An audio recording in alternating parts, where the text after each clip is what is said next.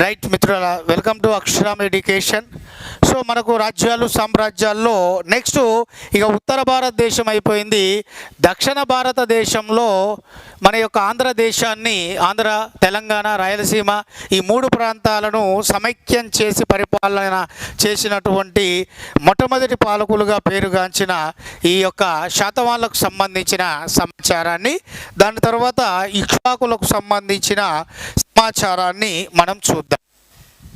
మరి ఇందులో ప్రధానంగా శాతవాహనులు అనేటటువంటి వాళ్ళు ఎవరు అంటే ఉత్తర భారతదేశ పాలకులైన ఈ యొక్క మౌర్యులకు సామంతులు, ఉత్తర భారతదేశ పాలకులైన మౌర్యులకు సామంతులు. అయితే మౌర్య సామ్రాజ్యం అనేది పతనం కావడంతో మౌర్య సామ్రాజ్యాన్ని అనేకమైనటువంటి తెగలు, కొన్ని తెగలకు సంబంధించినటువంటి వాళ్ళు ఆ చిన్న చిన్న రాజ్యాలుగా విభజించుకొని వాటిని స్వతంత్రించి పరిపాలించుకోవడం అనేది జరిగింది. అలా మౌర్య సామ్రాజ్యం పతనాంతరం మౌర్య సామ్రాజ్యాన్ని అనేక తెగ రాజ్యాలు చిన్న చిన్న రాజ్యాలుగా ఏర్పాటు చేసుకొని స్వతంత్రించి పరిపాలించాయని, అలా పరిపాలించినటువంటి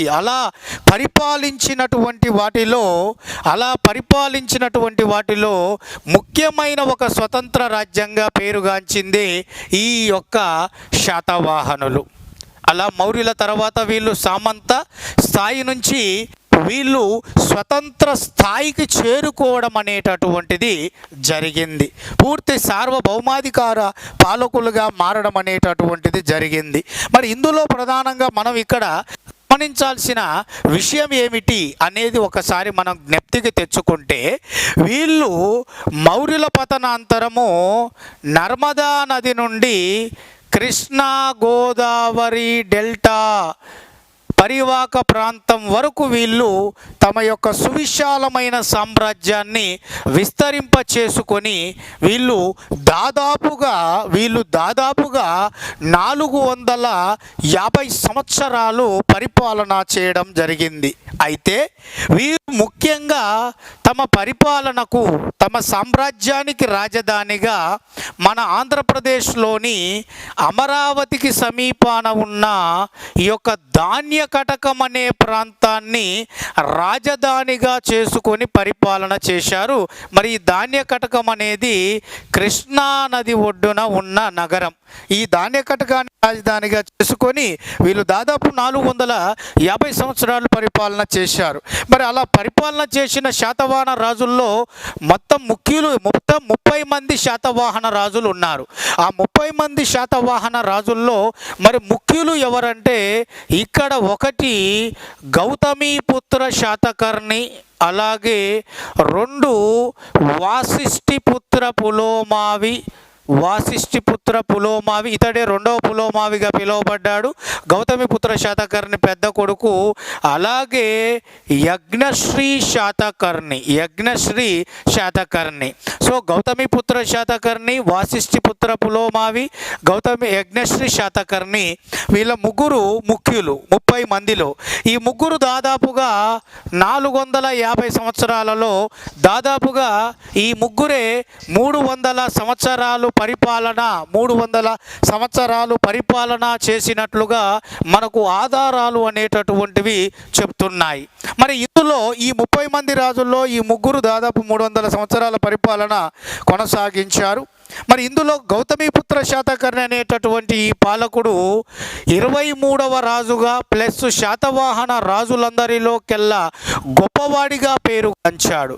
23వ రాజుగా శాతవాహన రాజులందరిలోకెల్లా గొప్పవాడిగా పేరుగాంచాడు. అంతేకాదు త్రిసముద్రాధీశ్వర అనేటటువంటి బిరుదును కూడా పొందాడు. ఎందుకంటే భారతదేశంలో ముఖ్యంగా అరేబియా మహాసముద్రం పశ్చిమాన ఉన్న, తూర్పున ఉన్న బంగాళాఖాతం, దక్షిణాన ఉన్న హిందూ మహాసముద్రం, ఇలా 3 సముద్రాల తీర ప్రాంతాల భూభాగాలను జయించి దక్షిణ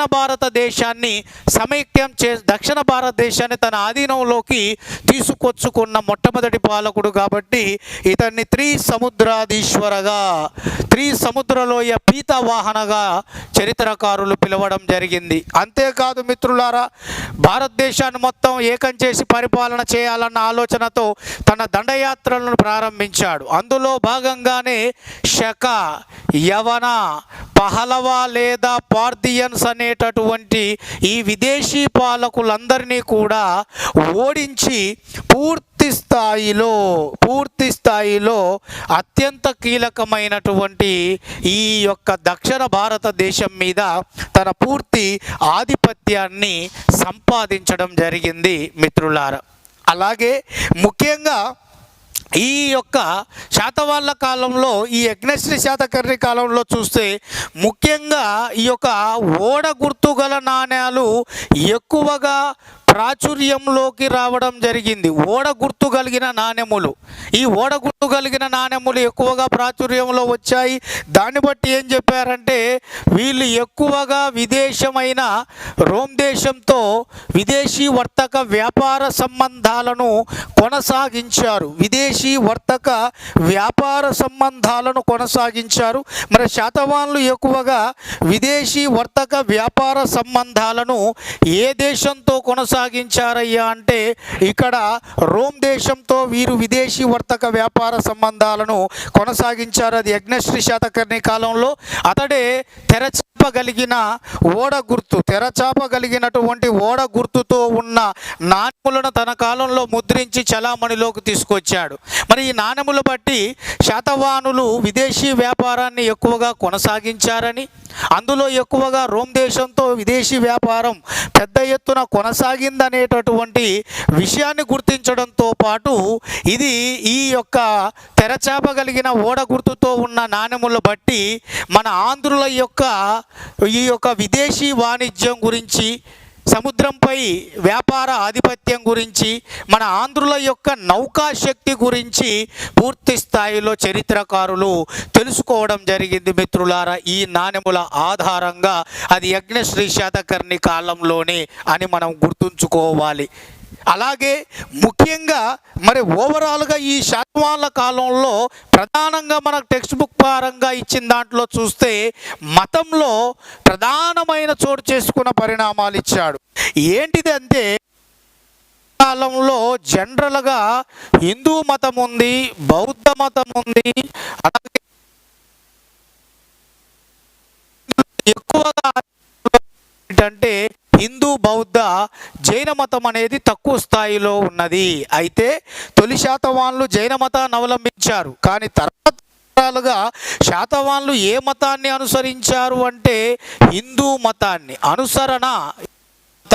అనుసరించింది హిందూ మతం, ప్రోత్సహించింది అంటే ఫాలో అయ్యింది హిందూ మతాన్ని, అలాగే ఎంకరేజ్ చేసింది బౌద్ధ మతాన్ని. అంటే శాతవాహన రాజులు అనేవాళ్ళు దాదాపుగా కూడా ఈ యొక్క హిందూ మత అభిమానులే, హిందూ మతాన్ని అనుసరించారు, దాని అభివృద్ధిని చేయడానికి పాటుపడ్డారు. కానీ పరమత సహనంలో భాగంగా శాతవాహన రాజులు బౌద్ధ మతాన్ని ప్రోత్సహించారు, దాని అభివృద్ధిలో పాలు పంచుకునే ప్రయత్నం చేశారు. కానీ వాళ్ళు ఏ మత అవలంబకులు, ఏ మతాన్ని అనుసరించారంటే, according to our new text book Hindu మతం అని చెప్పాలి. అనుసరించింది హిందూ మతం, ప్రోత్సహించింది బౌద్ధ మతం. జైన మతం అనేది చాలా తక్కువ స్థాయిలో శాతవాహనుల కాలంలో ఉంది. అది కూడా ఈ తొలి శాతవాహనులు అనేటటువంటి వారు ఈ యొక్క జైన మతాన్ని అవలంబించారు అనేటటువంటి ఈ విషయాన్ని ఇక్కడ మనం గుర్తుంచుకోవాలి మిత్రులారా. ఇది అత్యంత కీలకమైనటువంటి విషయం. అందులో భాగంగానే మరి శాతవాహనులు పరమత స్థానంలో భాగంగా బౌద్ధ మతాన్ని ఆదరించారు, ప్రోత్సహించారు, అభివృద్ధిపరిచారు అనడానికి నిదర్శనంగా మన గుంటూరు జిల్లాలోని అమరావతితో పాటు ఇదే గుంటూరు జిల్లాలోని నాగార్జునకొండ, గుంటూరు జిల్లాలోని అమరావతితో పాటు ఇదే గుంటూరు జిల్లాలోని నాగార్జునకొండ ఏదైతే ఉందో, ఇవి రెండూ కూడా నేటికి కూడా ప్రసిద్ధమైనటువంటి బౌద్ధ మతానికి సంబంధించిన సంబంధించిన వాస్తు నిర్మాణ శిల్ప సంపదకు ఆ యొక్క సెంటర్ ఆఫ్ పాయింట్గా నిలిచిన అద్భుతమైన ప్రాంతాలుగా మన గుంటూరు జిల్లాలోని అమరావతి అలాగే నాగార్జున కొండ అని చెప్పేసి ఖచ్చితంగా మనం చెప్పవచ్చును. ఇది శాతవాహనుల కాలంలో ఈ అమరావతి నాగార్జున కొండ అనేవి ప్రసిద్ధి చెందిన బౌద్ధ మతానికి సంబంధించిన స్తూప చైత్య విహార ఆరామాలనే ఆ బౌద్ధ మత నిర్మాణాలను ఈ యొక్క కలిగి ఉన్నటువంటిది ఈ యొక్క మన అమరావతి నాగార్జున కొండ. అంతేకాదు ముఖ్యంగా ఈ శాతవాహనుల కాలానికి సంబంధించినటువంటి ఒక వ్యక్తి, ఆయన పేరు ఆచార్య నాగార్జునుడు.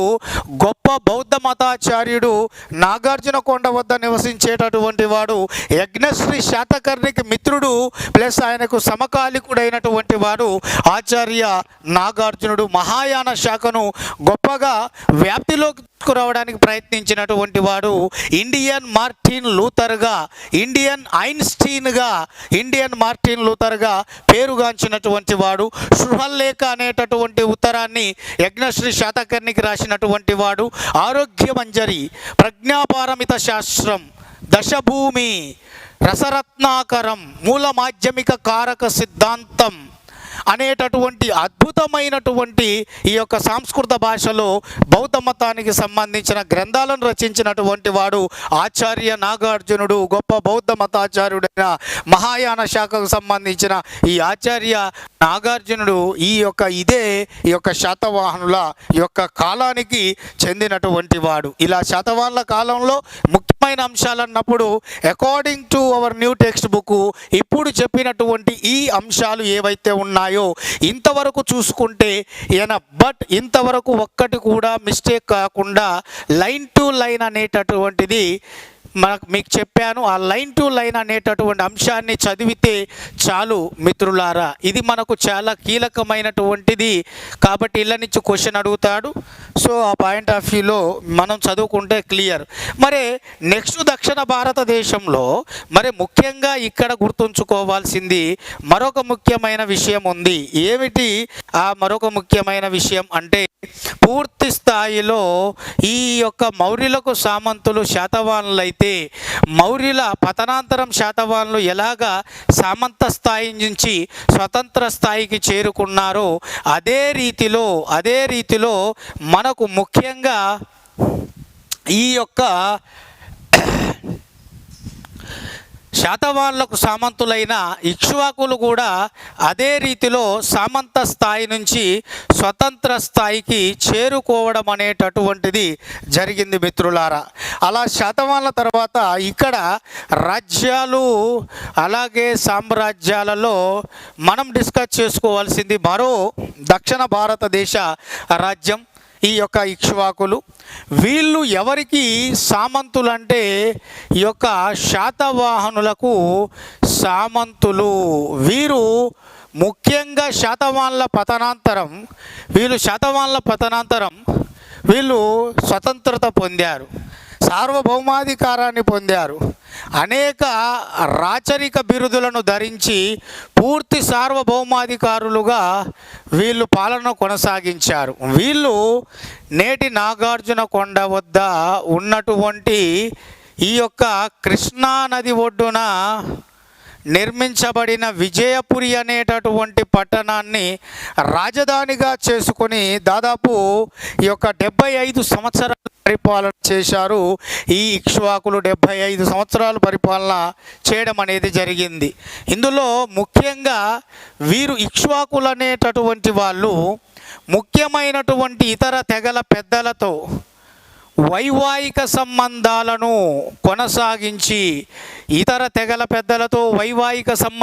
కొనసాగించి ఇక్ష్వాకులు శక్తివంతంగా వాళ్ళు ఏర్పడడం జరిగింది. అలా ఇతర తెగలతో వైవాహిక సంబంధాలను మంచి సంబంధాలను కొనసాగిస్తూ పూర్తి స్థాయిలో శక్తివంతమైనటువంటి వారిగా ఏర్పడి శాతవాహనుల పతనాంతరం సామంత స్థాయి నుంచి స్వతంత్ర స్థాయికి చేరుకొని పూర్తి సార్వభౌమాధికారులుగా అనేక రాచరిక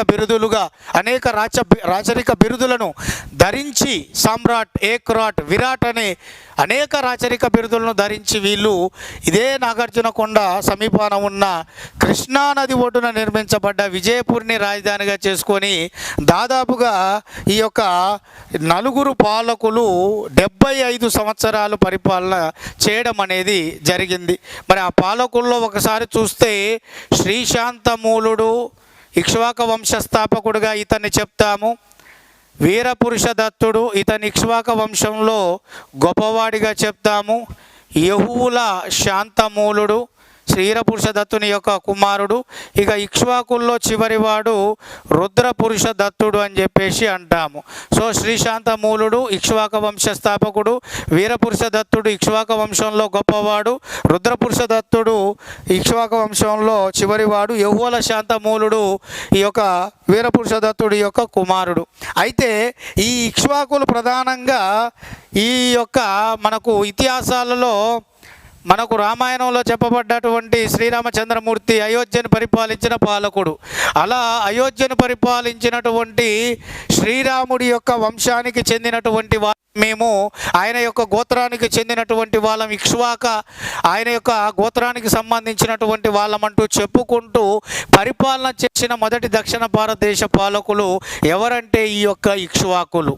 అందులో ముఖ్యంగా ఈ ఇక్ష్వాకుల్లో ప్రధానంగా వైదిక మతం, బౌద్ధ మతం రెండు కూడా సమానంగా ఆదరించబడ్డాయి. అయితే ఏది ఎక్కువగా అన్నప్పుడు మాత్రం ఎక్కువగా ఇక్ష్వాకుల కాలంలో శాతవాహనుల కాలంలో కంటే కూడా ఎక్కువగా బౌద్ధ మతం అనేది వ్యాప్తిలోకి వచ్చింది, అభివృద్ధి చెందబడింది. అందుకనే దక్షిణ భారతదేశ చరిత్రలో ఈ యొక్క ఏ రాజవంశ కాలంలో బౌద్ధ మతం అనేది స్వర్ణయుగంగా పేరుగాంచింది. స్వర్ణయుగంగా అంటే ఇక్ష్వాకుల కాలంలో. శాతవాహనుల కాలంలో కంటే కూడా ఇక్ష్వాకుల కాలంలోనే బౌద్ధ మతం అనేది ఎక్కువగా పేరుగాంచింది స్వర్ణయుగంగా. అది వీరపురుష దత్తుడి కాలంలో నాగార్జునకొండ వద్ద ఎక్కువగా చుట్టుపక్కల ప్రాంతాల్లో బౌద్ధ మతం అనేది స్వర్ణయుగంగా పేరుగాంచింది, నలుదిక్కుల వ్యాప్తిలోకి వచ్చింది.